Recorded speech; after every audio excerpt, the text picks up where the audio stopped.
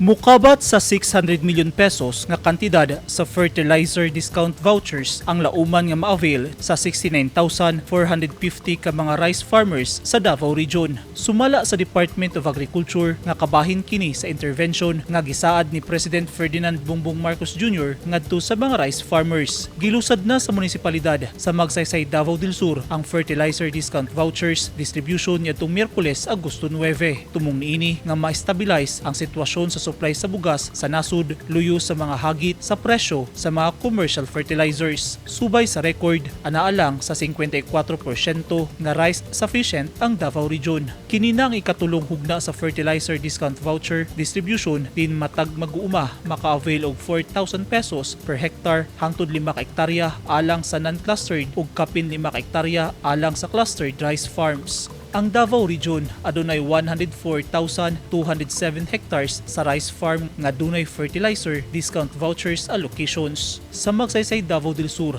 200 sa 1,700 rice farmers ang nagtapok atol sa ceremonial distribution sa fertilizer discount vouchers. Pwede nilang makuha ang fertilizers gikan sa duol nga DA accredited merchants. Dako ang pagpasalamat sa lokal nga gobyerno sa Magsaysay sa national government alang sa padayon nga pagdawat nila ug suporta alang sa mga rice farmers sa Davao del Sur. Eugene Hinutan, Newsline Philippines. Stay safe.